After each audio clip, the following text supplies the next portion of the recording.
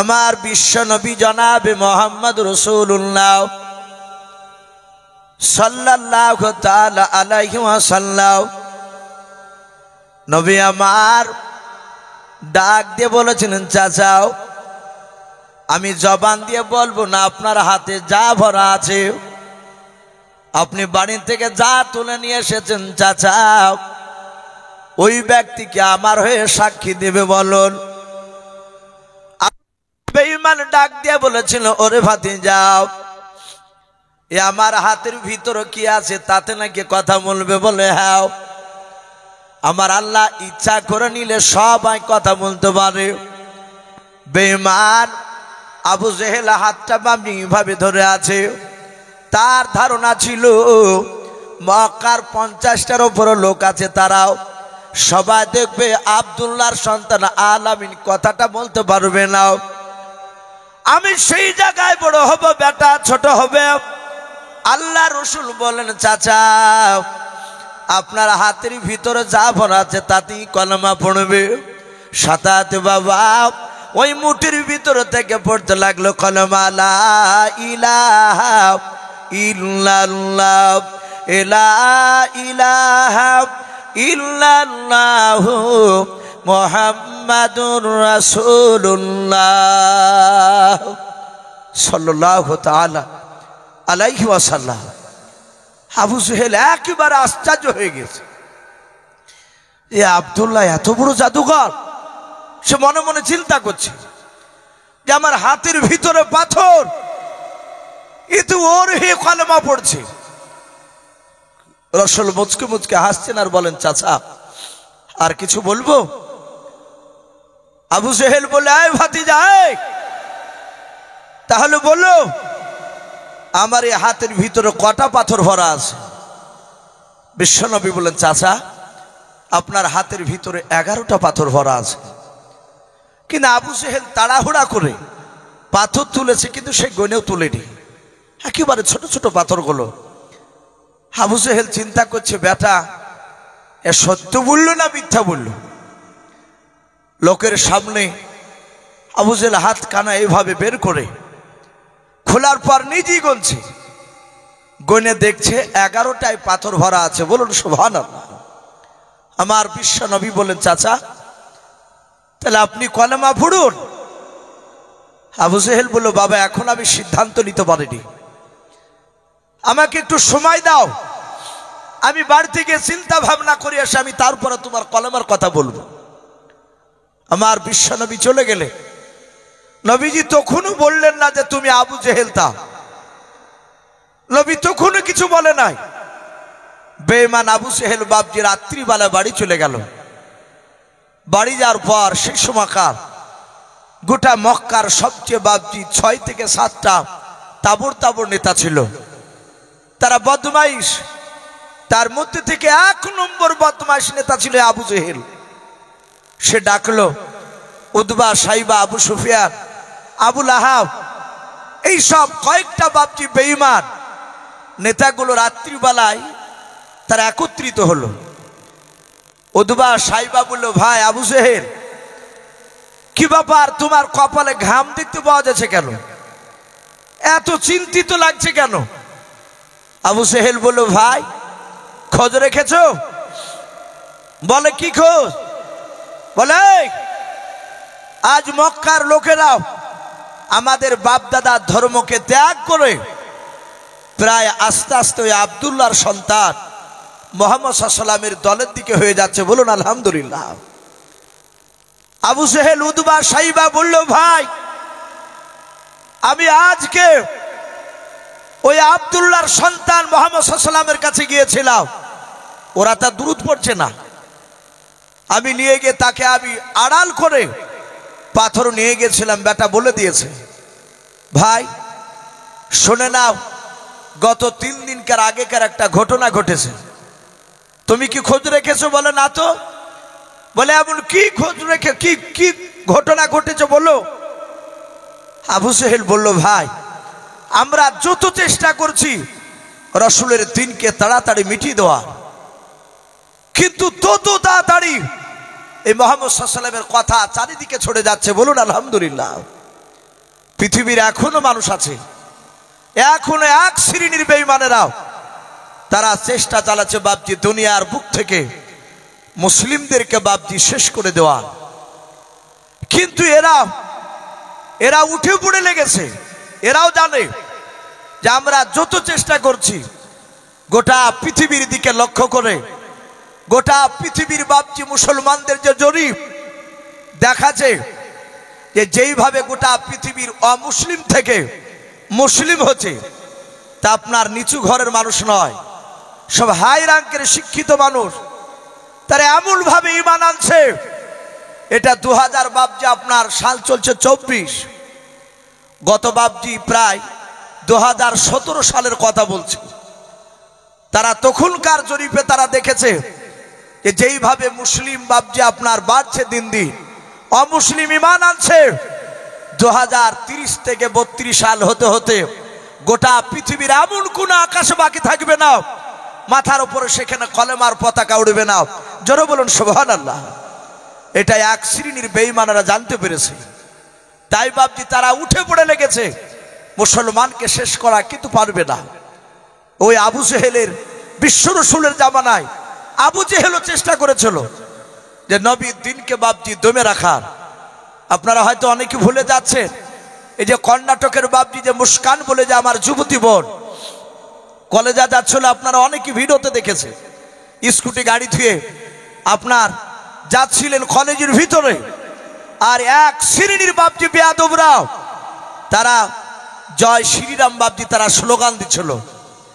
কিন্তু ওই মেয়েটাও ভয় না করে, কিন্তু এটা আল্লাহ রসুল বলেছে, যারা প্রকৃতি ইমানদার হবে, সে বেটা ছেলে হোক আর মেয়ে ছেলে হোক, যারা প্রকৃতি আল্লাহওয়ালা হবে তারা একমাত্র আল্লাহকে ছাড়া কাউকে ভয় পায় নাই। বলুন আলহামদুলিল্লাহ। ভয় পায় কথা বলুন। এ তো মুসলিমরা সিংহের জাত, এরা কাউকে ভয় পায় না। ওই মুস্কান নারীটা শুধু নারের তাকবীর কয়েকবার বলাতে গোটা পৃথিবীর মুসলমানের ইমানকে জাগিয়ে দিয়েছেন। জোরে বলুন আলহামদুলিল্লাহ। প্রায় জায়গাতে মানুষ অবাক হয়ে গিয়েছে। তাই আমি বলছিলাম, তখনও বাপজি চেষ্টা করেছিল। বেঈমান আবু জেহেল ডাক দিয়ে বলল, ভাই রে, আমি 3 দিন আগের ঘটনা আমি তোমাদের কাছে বলার জন্য এসেছি। উতবা সাইবা বলল, কি ভাই? বলে, ভাই শুনে নাও, আমি দেখেছি মক্কা নগরে মুহাম্মদ সাল্লাল্লাহু আলাইহি ওয়াসাল্লামের কাছে 1 নয় 2 নয়, বেশ মদিনার 50টা লোক তারা ঈমান এনেছে। উতবা সাইবা বলল, বলো কি? বলে, হ্যাঁ, সব দিক তো তোমরা লক্ষ্য রাখো না, আমি তোমাদের বড় নেতা, আমি সব দিকে লক্ষ্য রাখি।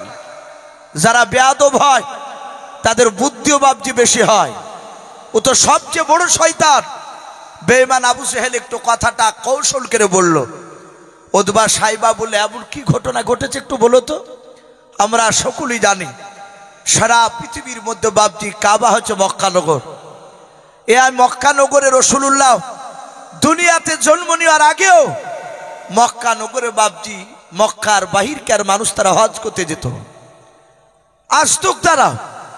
আর আমার বিশ্বনবী মক্কাতে বাপজি জন্ম নিয়েছিলেন।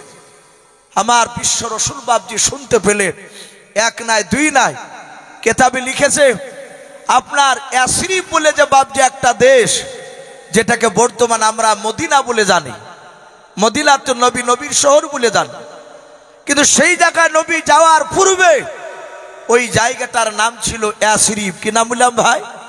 ইয়াসরিব। ওই ইয়াসরিব দেশের বাপজি লোকেরা তারা বুদ্ধিজীবী ছিল, সেখানকার মানুষেরা জ্ঞানগুণী বেশি ছিল। তাই ইয়াসরিব দেশের 1 নয় 2 নয় 50টা বাপজি লোক তারা মক্কা নগরে হজ করতে এসেছে। তারা সন্ধ্যার আগে এসে কাবা শরীফের একটু দূরে ফাঁকা জায়গায় তারা তাম্বু টাঙিয়েছে। কিতাবে লিখেছে এক একটা তাম্বুতে বাপজি তারা 10 জন করেছিল। তাহলে হিসাব মতো বাপজি 550 5টা তাম্বু টাঙিয়েছে ওরা। লোকেরা তাদের চিন্তা ধারণা যে সারা রাত এখানে থাকার পরে আরাম করে সকালবেলায় কাবা তওয়াফ করে আমরা এখান থেকে আপন আপন ইয়াসরিব দেশে বাড়ি চলে যাব। বাপজি আমার সোনা লালেরাও, আল্লাহর দরদি নবী জনাবে মুহাম্মদ রাসূলুল্লাহ, সকলে বলুন সাল্লাল্লাহু তাআলা আলাইহি ওয়াসাল্লাম। আমার বিশ্বনবী শুনতে পেয়েছেন মদিনার ইয়াসরিব থেকে মক্কার 1 নয় 2 নয় মক্কার বাহির থেকে 50 জন যুবক এসেছে, বেটা ছেলে বৃদ্ধ যুবক মিলে বাপজি 50 জনার টিম আমার বিশ্বনবী বুক ভরা আশা নিয়ে আমার দুরূদ নবী চিন্তা করেছে। মক্কার অনেক লোকের কাছে গিয়েছি, কলেমার দাওয়াত দিতে গিয়েছি, মক্কার লোকেরা তারা সবাই আমাকে মানে নাই। নবীজির আপন চাচারাও আমার বিশ্বনবীজিকে বাপজি বেশ কয়েকটা নবীর আপন চাচা নবীরও বাপজি বিরোধিতা করত। আমার বিশ্বনবীর বাপজি কয়েকটা চাচার মধ্যে একটা আবুল আহাব বলে চাচা ছিল, নবীর আপন চাচা, এত বড় বেয়াদব। প্রতিদিন সকালবেলা বিছানা থেকে উঠে এসে বিশ্বনবীকে গরমে কথা বলতো, বলে ভাতিজা তোর লেগে আমরা সমাজে মুখ পাই নাই, খবরদার আমাদের বাপ দাদার বিরুদ্ধে কথা বলবি না। বাপজি আমার সোনা লালেরা আমার বিশ্বনবীকে সবাই মানে নাই। নবী একটাই বুক ভরা আশা নিয়ে চিন্তা করেছে যে আমিও সন্ধ্যার দিকে ওই মক্কা নয় কাবা শরীফের সামনে যাব, আমিও তাম্বু টাঙাবো, সারা রাত সেখানে আমি আরাম করে থাকার পরে সকালবেলায় 50টা লোকের কাছে গিয়ে আমি কলেমার দাওয়াত দেব। আমার বিশ্বনবী চিন্তা করেছে 50টার মধ্যে হয়তো একটা না হলে 2টা লোক তুই বানালবে, কারণ বিশ্বনবী এটা জানতে যে আমি হেদায়েতের মালিক আমি নয়, হেদায়েতের মালিক আসমান জমিনের মধ্যে কে বলুন? আমার আল্লাহ। কিন্তু বিশ্বনবী আর রাস্তা দেখানোর জন্য আল্লাহ রাব্বুল আলামিন উনাকে পাঠিয়েছিলেন। আল্লাহ বলতেন, হে রাসূল, কোনটা জাহান্নামের রাস্তা কোনটা জান্নাতের রাস্তা এটা আপনাকে দেখানোর জন্য পাঠিয়েছি। হেদায়েত কাকে করব না করব সেটা আমি জানি, আমি আল্লাহ আছি, তুমি হেদায়েতের মালিক নয়। আমার বিশ্বনবী জানেন হয়তো 2টি একটা লোক যদি মেনে নেয়, রাসূল গ্যারান্টি দেননি, যদি মেনে নেয় আমার বিশ্বনবী গিয়ে বাপজি তাম্বু টাঙিয়েছে। আবু সেহেল বেঈমান, তারা সব সময় লক্ষ্য করতো যে মুহাম্মদ সাল্লাল্লাহু আলাইহি ওয়াসাল্লাম ও কোন দিকে যাচ্ছে। বাপজি আমার সোনা লালেরাও মানুষ মনে করবে যে আপনাকে কোনো মানুষ যদি ছোট করার চিন্তাধারা নেয়, আপনাকে অপমান করার চেষ্টা করছে, আপনি ভেঙে পড়বেন না। আপনি মনে মনে চিন্তা করবেন ওর চেয়ে ইজ্জত আপনাকে আল্লাহ বেশি করেছে, এ বেশি করেছে বলি সে আপনার চেয়ে ছোট বলে সে আপনাকে মানুষের কাছে ছোট করার চেষ্টা করছে। বেঈমান আবু জেহেল জানে যিনি আখিরি জামানার রাসূল, বিরাট সম্মানের, একে সবসময় ছোট করা দরকার আছে। তাই সবসময় দেখতো যে বেটা কোন দিকে যাচ্ছে, তাকে দেখলো বেটা তো সেই মদিনায় যাচ্ছে। কিন্তু আবু জেহেলরা এটা জানতো যে কোনো লোক মুহাম্মদ সাল্লাল্লাহু আলাইহি ওয়াসাল্লামের কথা যদি কেউ 5 মিনিট শুনে ওই লোকটা নবীর দলে না হয়ে থাকতে পারবে না। বলুন আলহামদুলিল্লাহ। বাপজি আমার সোনা লালেরাও আমার বিশ্বনবীকে বাপজি ওমর, আপনারা অনেকেই জানেন ওমর তলোয়ার নিয়ে রাসূলুল্লাহকে মারতে গিয়েছিল ওমর। কিন্তু ওমর যখন বাপজি ঈমান আনলে ওমর বিশ্বনবীর মাত্র 5 মিনিট কথা শুনেছিলেন। আমার বিশ্বনবী কথা শুনে ওমর ঈমান আনার পরে ওমর বলেছিলেন আমি যদি এর আগে যদি আমি এই মুহাম্মদ সাল্লাল্লাহু আলাইহি ওয়াসাল্লামের কথা যদি আমি শুনতাম আমি কবি রাসূলুল্লাহকে আমি চিনে নিতাম। বলুন আলহামদুলিল্লাহ। কিন্তু আবু জেহেলরা তাকে শুনতে দেয়নি, তারা সব সময় খারাপ কথা মানুষের সামনে বলতো। বাপজি আমার সোনা লালেরাও আবু জেহেল চিন্তা করলো বেটা তো গিয়েছে, আমাকে রাত্রি বেলায় যাওয়া লাগবে। আবু জেহেল 1 নাই 2 নাই প্রায় 9 থেকে 10টা লোক আবু জেহেলরা টোটাল, তারা বাপজি জমা হয়ে একত্রিত হয়ে গভীর রাত্রি বেলায় তারা দূর থেকে দেখলো মুহাম্মদ সাল্লাল্লাহু আলাইহি ওয়াসাল্লাম ওই তাম্বুতে আছে। আর ওখান থেকে একটু দূরে দেখছে সেই মদিনার 50টা লোক। আবু জেহেল ওই লোক দলবল নিয়ে গিয়ে প্রতিটা বাপজি তাম্বুতে যাচ্ছে আর চিৎকার করে ডাকছে, এই আসিরিফ দেশের লোকেরা, এই আসিরিফ দেশের লোকেরা। আমার বিশ্বনবীর নয় আবু জেহেলের ডাক শুনে তারা তাম্বু থেকে বেরিয়ে আসলো। বললো ভাই কি ব্যাপার, আমাদেরকে ডাকলে কেন? বললো ভাই শোনো আমরা তোমাদেরকে ভালোবাসি। বললো ভালোবাসো ভালো কথা, কিন্তু এখানে এসেছো কেন? ডাক দিয়ে বললো তোমাদেরকে একটা লোক থেকে সাবধান করতে এসেছি। বলো কোন লোকটা? বলে ওই দেখো তাম্বু দেখতে পাচ্ছ? বলে হ্যাঁ। বলে তাম্বুর ভিতরে যে লোকটা আছে সে হচ্ছে মক্কার সবচেয়ে বড় 1 নম্বর পাগল। ওই লোকটা তোমাদের কাছে নয়, তোমরা রাত্রিবেলা যদি লোকটার কাছে না যাও, সকালবেলায় তোমাদের প্রতিটা তাম্বুতে ওই লোকটা আসবে। ওই পাগলা সে একটা নতুন কথা শোনাবে, তার কথা যদি না শোনো তাহলে তোমাদেরকে মারতে মারতে শেষ করে দেবে। তাই তোমাদেরকে সাবধান করে দিচ্ছি, ওই পাগলার কাছে তোমরা যাবাও না। আবার ওই পাগলা সকালবেলা যদি তোমাদের কাছে আসে, ওকে আসতেও দিবা না। সম্মানিত ভাইরা আমার, বাবা জীবনেরাও, যখনই এই কথা বলল, আবু জেহেল আরো বলল, ভাই ওই তাম্বুর ভিতরে পাগলার কাছে পাথর ভরা আছে, শুদ্ধি ওর কথা না শুনলি পাথর দিয়ে মারবে। বলে তাই? বলে হ্যাঁ।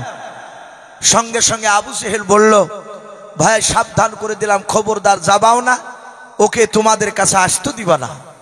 বলে অসুবিধা না, যাও। কিন্তু বাপজি, মানুষের একটা স্বভাব আছে, মানুষকে যেখানে ডাকা যায় সেখানে মানুষ কম যায়, আর যেখানে মানুষকে যেতে বারণ করা হয় সেখানে মানুষ দেখবেন ব্যাপক হারে যায়। যাত্রা মঞ্জুদিতা যাত্রা দেয়, ও আপনার মানুষকে ওখানে বারণ করলে মানুষ শুনবে, কথা বলে। এই যে লোক এখন ফাঁকা হয়ে আছে, যাত্রা যদি হতো তা আসরের পরই বাপটি মাঠ ভর্তি হয়ে যেত।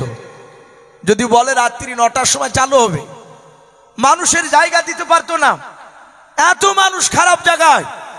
তো মানুষকে যেখানে বারণ করা যায় সেখানে মানুষ যেতে চায়। মদিনার লোকেরাও, আসিরি বই দেশের লোকেরাও, তাদেরকে আবু জেহেল বলল যে ওই তাম্বুর ভিতরে পাগল ভরা আছে। আবু জেহেল বাড়ি থেকে আনন্দ মদ খেয়ে মেতে গেল, আর এদিকে 50টা লোকের ভিতরে আল্লাহ রাব্বুল আলামিন তলবার শুরু করে দিয়েছে। এরা বলা বলি করছে, ভাই বয়স্ক লোকেরা যুবকদেরকে ডেকে বলে, এই যুবকেরা, এই তোমরা ওই পাগলটাকে দেখেছো? বলে না। বলে দেখো নাই? বলে না, দেখি নাই। সঙ্গে সঙ্গে ডাক দিয়ে বলল, শুনে নাও ভাই, ওই পাগলটা মোটা না কালো এসব তো আমরা কেউ দেখি নাই। যুবক ছেলেরা বলে, চাচা আপনারা দেখেছেন? বলে না, আমরা তো প্রথমে এসেছি এই মদিনা থেকে মক্কাতে। যুবকরা বলল, চাচা আমরাও তো এসেছি আজকে, এর আগে তো আসি নাই।